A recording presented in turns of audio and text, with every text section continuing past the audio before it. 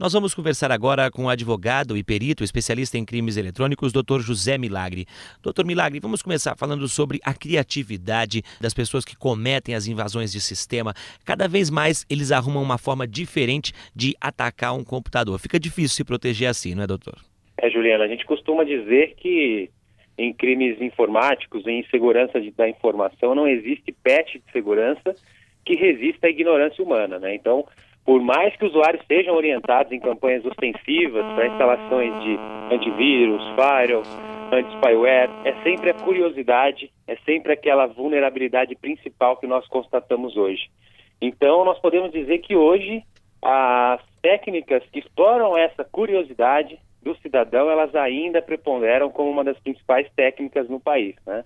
Então, eu costumo dizer, e nós costumamos verificar constantemente que o crime digital, além de ser técnico, ele é muito criativo no Brasil. Então ele explora fatos sociais, comoções, a curiosidade do usuário menos atento, fazendo com que o usuário, então, dê início a um procedimento que pode infectar o seu computador. Agora, doutor, para se proteger, a pessoa tem que deixar de utilizar uma rede social, deixar de utilizar o Facebook. Às vezes, empresas não permitem que os seus funcionários acessem certas redes. Essa é a medida correta?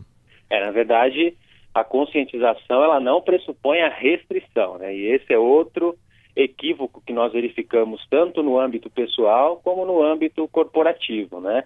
As empresas passando a restringir. Na verdade, existe a possibilidade da utilização ética e da utilização responsável das redes sociais. Quando nós falamos em conscientizar, é justamente educar o usuário para as ameaças que hoje circulam, né? Hoje nós temos informações circulando a todo momento, informações que são gratuitas e que podem auxiliar uma equipe de segurança da informação, uma equipe de resposta a incidentes ou uma gestão de segurança da informação a dar ciência aos seus usuários sobre os riscos, né? Então existem várias formas de conscientização, treinamentos, demonstrações, informações pontuais, para que esse usuário ele possa saber distinguir quando ele está diante de uma possível fraude digital, né? E dessa forma não prejudique os ativos corporativos. Utilizar redes de Wi-Fi abertas, por exemplo, num shopping, num restaurante, isso deixa o sistema mais vulnerável? Sem dúvida, né? Sem dúvida. A partir do momento em que você tem uma conexão banda larga, você tem um contrato com o provedor como cliente do provedor de acesso, e aí você roteia essa conexão, ou seja, você compartilha essa conexão através de um hotspot, através de um roteador wireless, você está permitindo que terceiros ajam na internet, acessem a internet como se fosse você. Ou seja, para o provedor de acesso, é você que está na internet, né? O provedor de acesso conhece o cliente e a partir do momento em que você compartilha a sua conexão, todos os atos das pessoas pelas quais estão usando o seu compartilhamento podem te responsabilizar. Daí a importância, né, de escalonar privilégios, somente compartilhar com pessoas confiáveis, ou mesmo a questão contratual envolvendo esse tipo de compartilhamento, para que a empresa que oferece a internet não possa vir a ser responsabilizada posteriormente por atos de terceiros. Agora, além de ter uma rede compartilhada, né, na minha casa, quando eu estou em um outro lugar, em um local público, por exemplo, eu vou num shopping center e utilizo a rede daquele shopping, o Wi-Fi daquele shopping, eu também estou tornando os meus dados vulneráveis, estou tornando o meu sistema mais vulnerável.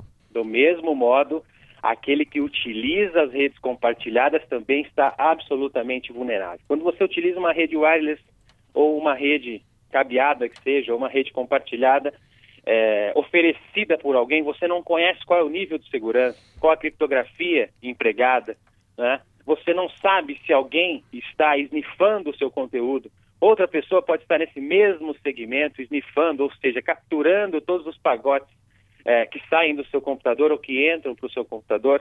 E nesses pacotes nós citamos senhas, dados bancários, dados privados, chats e assim por diante. Então não existe esta garantia na grande maioria das redes disponíveis. Nós já tivemos casos em que os criminosos digitais, eles disponibilizavam uma rede aberta de ótima conexão em locais de frequência coletiva, próximo ao aeroporto, a shopping, com o SSID, ou seja, colocando uma conexão com o nome daquele instituto, ou daquele shopping, ou daquele local, fazendo com que as pessoas se conectassem, acreditando que estavam utilizando a internet fornecida pelo shopping. Nesse momento ele tinha toda uma arquitetura prévia, programada para capturar toda a informação que esses usuários trafegavam na rede. Então ele deixava aquilo armado e depois de uma semana ele capturava, ele pegava esses pacotes e analisava, e nesses pacotes tinha muita informação privada, senhas, dados bancários, dados de chat, dados privados, e com base nisso ele poderia aplicar qualquer tipo de golpe, desde extorsão até mesmo iniciar um procedimento para desfalque financeiro dessas vítimas. Tá certo, doutor Milagres. Muito obrigado, hein? Eu que agradeço. Um abraço.